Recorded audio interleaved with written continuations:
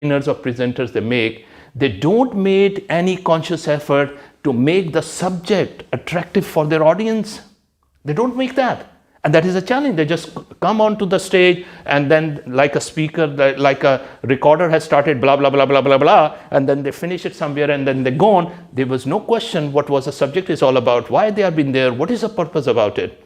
So my dear friend, always remember, you have to attract your audience with something of interest before starting your session so that they have a justification, they have a clarity why you are being there and what purpose you would like to fulfill for them. So they should have a clarity and you should hook them instantly over there so that whatsoever you are presenting, it's of value for them. So attraction means a lot. And always remember one more important thing, whatsoever our presentation is, it is just the content. It is a content. For example, you have to make a presentation on some technical subject, or you have to make a presentation on some sort of a latest plan to the management, or you have to make some sort of presentation to some of the customer, etc. Just a content. Content does not have any life unless and until what you do, you have to create a bigger context around it. You have to create a bigger context around it. And this context, what you have been creating, like the way I've just talked about that I have to talk about the subject of environment, and I just not simply just go away, all right guys, you know what the environment is all about, environment has this, and this is it. No, this is not going to be work. I create a bigger context. Why they should listen to this content?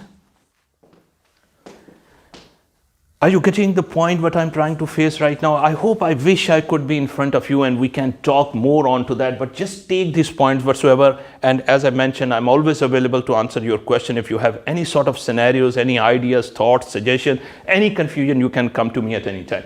All right, now it's clear. All right, step number one, always create an attraction.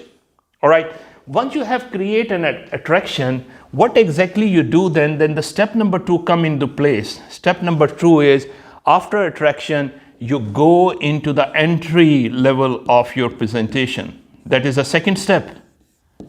You get into the entry.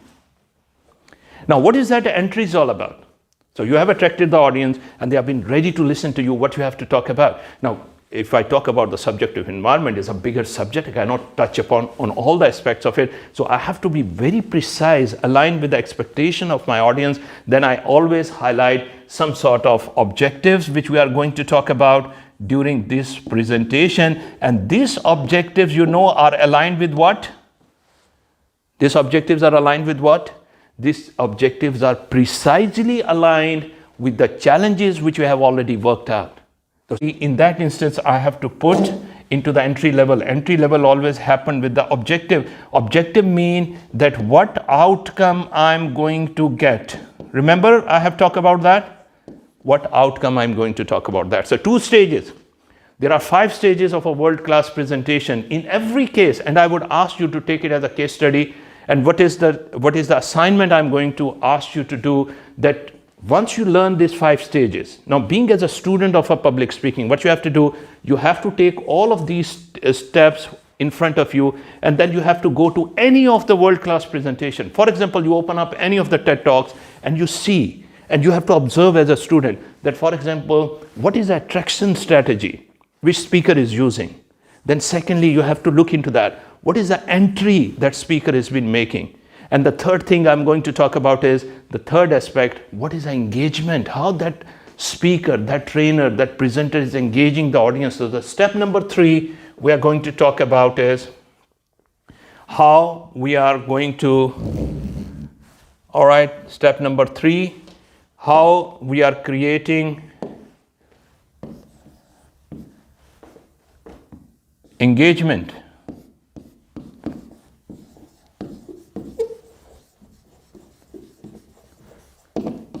What is the step number 1? Attraction. Step number 2, entry. Step number 3, engagement. Now, for example, this is a core of the body of my presentation. Now, I have to look into that. Now, when I look into that engagement, what does it mean? If my audience is not with me, if they are not synchronized with my message, then it means that I'm not being able to communicate whatsoever I would like to communicate to them. So I have to ensure what is the way in which I can engage them. Now, I have to tell you something very interesting. Maybe you have been aware of it, but always remember that as a human being, we have 4 preferential styles of our learning. 4 preferential styles of our learning. Now, what is the style number 1? Style number 1, some of the people among us, they are more preferred way of a visual learners. They are visuals. What does it mean to engage these type of people? What you have to do? What you have to do? Now, this is a very interesting question. If you had an audience, which is some of them they are visuals, some of them they are auditory, some of them they're kinesthetic, and some of them they have been read and write, what you have to do? The answer is very clear, my dear friends. Very clear answer.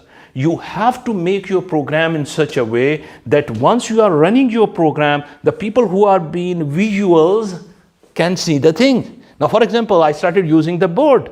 Now, when I started using the board, it's more attractive for the people who are visuals among you, because now you can see what I'm talking about.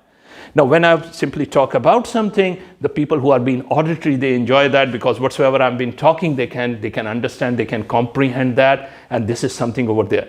And number 4 step is, once you have finished it off with the engagement, now you have to make a closing of your session.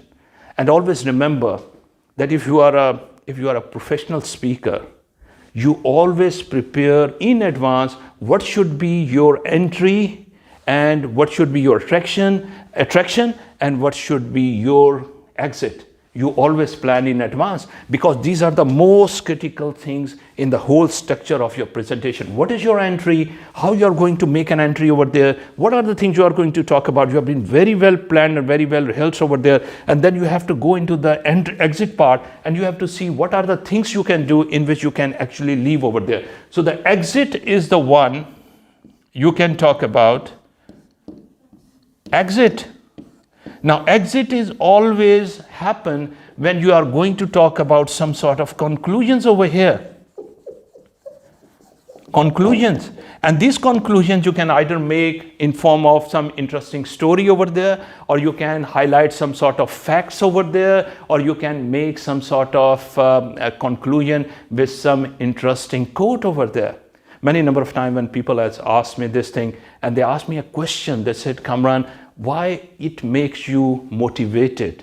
What is your reason of being motivated with the job? And I told them one thing, and I say it's a whole philosophy for myself. Whenever I'm going to conclude on this part, I'm going to say once again onto that, I have learned that in my life, this is not the length of my professional career that matter. This is the depth of my career that matter. That how many lives I have been touched upon with positivity, that give me a drive, that give me a purpose to go for it.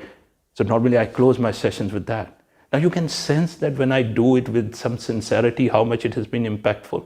And plus the most important part, during the engagement process, during the being as a professional speaker, that is not the something which I've been fabricating. That become a natural comes to me right now, because the whole package presentation talk about during the presentation is that the modulation of my voice, the pitch of my voice, the speed in which I talk about. Sometimes I do more whenever I'm speaking, I increase the pace of my speech, and sometimes I slow it down, and I repeat some instances, and I put some of the stories over there, I put some of the facts over there, and I make a special effort on my presentation, because once I've been in front of you, now you can see me as a full body, and then you can also, so basically I talk about that I'm taking care of my visual learners, my auditory learners, my kinesthetic learners, and also the people who are having read and write. So if my training program has been around that, that is the reason that sometime when you see, when you conduct some of the program and you ask for a feedback to the people, and some of the people, they have been very happy, and some of them, they are not.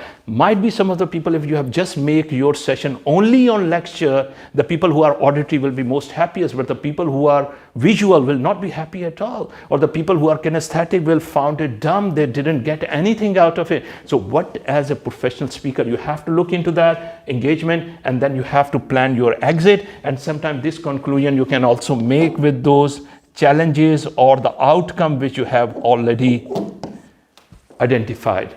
All right.